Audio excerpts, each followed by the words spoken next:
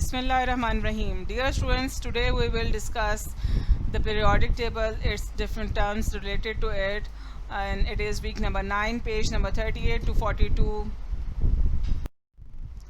Recap of the lesson: we have already learnt about the chemical symbols, atomic number, mass number, and arrangement of the electrons in the atoms. Chemical symbols, I have discussed with you that to write any element we have to use the symbols. If we are writing the one alphabet, then it must be capital, and if we are writing two alphabets, the first letter will be capital and the second letter will be small. And atomic number, the number of protons are called the atomic number. Clear? And what are protons? Protons are the positively charged particles present in the nucleus. And what is mass number? Number of protons and number of neutrons is called the mass number. Protons have positive charge and the neutrons have negative charge, and collectively the atom is neutral because the number of protons and electrons, they are equal, and that's why they will cancel the effect of each other, and atom is a neutral particle. And we have also discussed the arrangement of the electrons in the atoms. The first group is having one electron in the outermost shell, means it is having one valency, and the third group is having 3 electrons in the outermost shell, and it is having the 3 valency. What is periodic table? The periodic table is also known as the periodic table of the element is a tabular display of the chemical elements which are arranged by the atomic number, electron configuration, and recurring chemical properties. Now we will discuss what are periods and what are groups.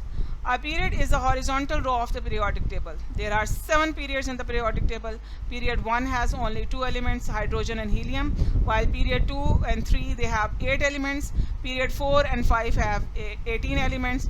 Period 6 and 7 have 32 elements because the 2 bottom rows that are separated from the rest of the table belong to those periods.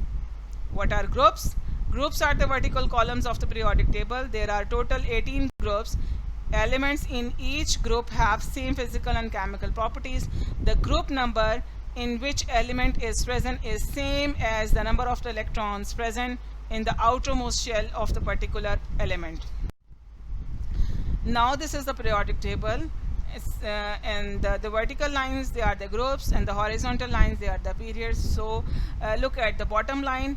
The first group is the alkali metals, second is alkaline earth metals, and third one is transition metals, then basic metals, and after this the metallites, then non-metallites. What are metallites? The group elements which are having dual nature, means sometimes they behave like metals and sometimes they behave like non-metals.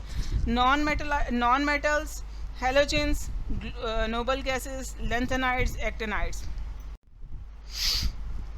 What does the zigzag line symbolize? The zigzag line at the right hand side of the periodic table divides the metal and non-metals.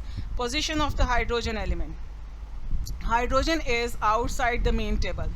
It does not fit any particular group because it shows similarities with different group of the elements. That's why we place them separately on the left hand side of the periodic table. Effect of the number of the electrons on the reactivity. The number of the electrons in outermost shell of its atom has a big effect on the way of an element reacts. That is why element is the same group of the periodic table tend to react in the same way as each other. A full outer shell is very stable arrangement. Elements with full outer shells are very unreactive because the electrons tend to stay where they are. However, elements with one electron or with one space in their outermost shell are very reactive, like the elements of the group 1 and elements of the group 7. They are very reactive because they tend to get the stability by gaining the electrons by following the duplet or octet rules. Now we will discuss the coinage metals. Copper, silver, gold belongs to the chemical family called the coinage metals. They are all unreactive, do not corrode, or as a result have been used to make the coins. They are all in the same column in the periodic table. Information about the groups in the periodic table. There are 8 groups in the periodic table. Let's see one by one. Group number 1. The elements in group number 1 are called the alkali metals. All the alkali metals have one electron in their outermost shell. Group number 2. The elements in group number 2 are called the alkaline earth metals. All elements of this group have 2 electrons in their outermost shell. Group number 3.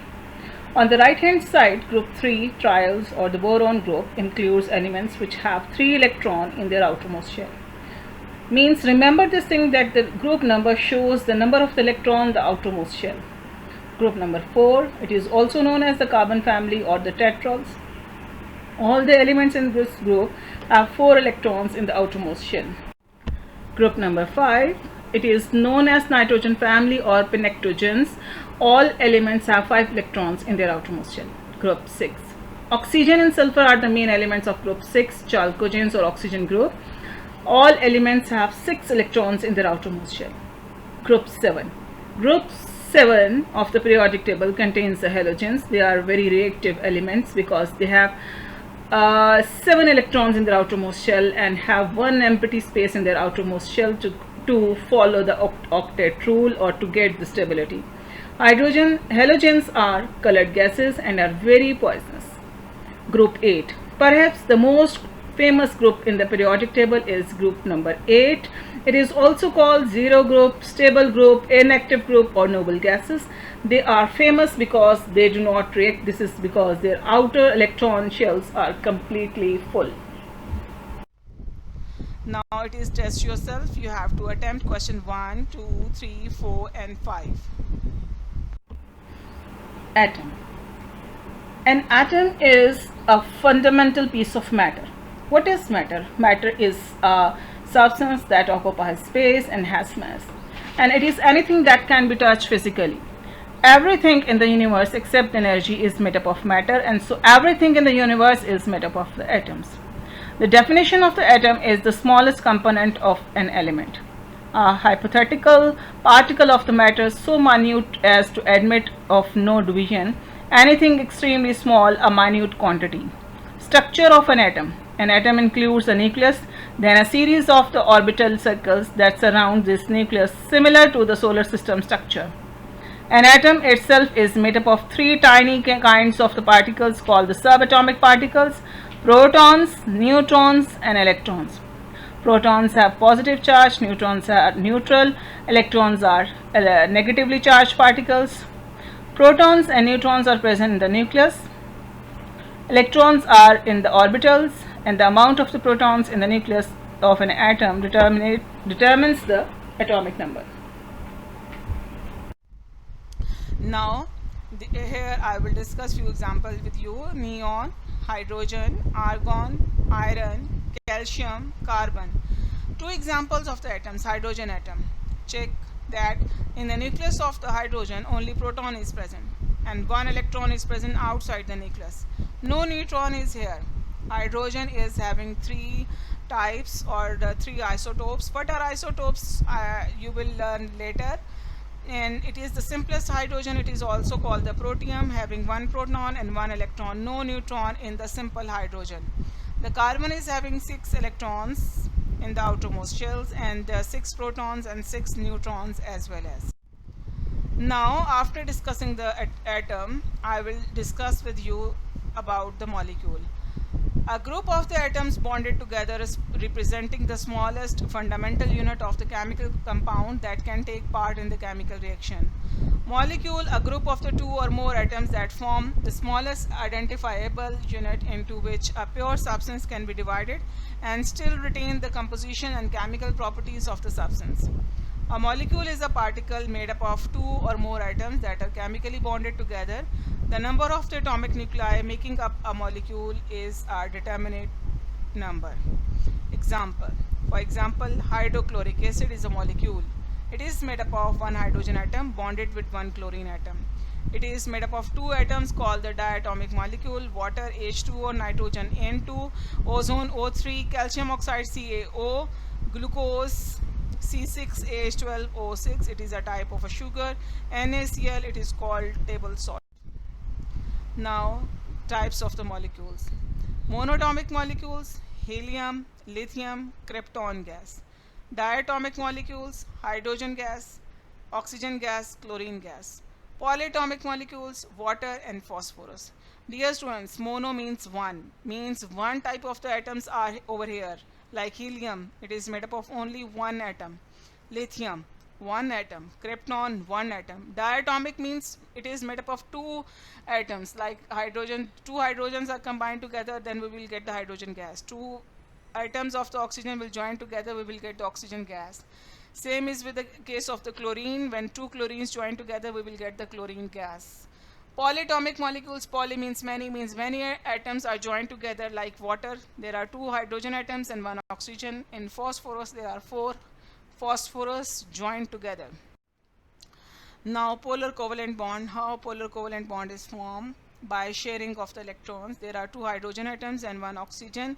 Hydrogen is having one electron in the outermost shell, and oxygen is having 6 electrons in the outermost shell. Oxygen needs 2 electrons to complete the outermost shell. So what it will do, it will bond, or it will share the electrons with 2 hydrogens so that it can complete 8 electrons in its outermost shell, and hydrogen in this way complete 2 electrons in their outermost shell. So they will, sharing of the electrons is called the sharing of electrons among the elements is called the covalent bond, and it is called polar covalent bond because there is a polarity. Or why it is called the polar covalent bond? Because the oxygen is having 6 electrons in the outermost shell, and it needs 2 electrons. So it is gaining 2 electrons, so a polarity is going to develop. Hydrogen is getting 1 electron. So as much as the electrons will be present towards the or required by one element, then the polarity will develop over there. Now I will discuss chemical formula with you. A set of the chemical symbols showing the element present in a compound and their relative proportions. A chemical formula tells us the number of the atoms of each element in a compound. It contains the symbols of the atoms of the elements present in the compound as well as how many there are for each element in the form of the subscripts. Like name of the compound, chemical formula: salt NaCl, sucrose C12H22O11, vinegar acetic acid C2H3O2, baking soda and sodium bicarbonates NaHCO3. Now the very important topic, ions.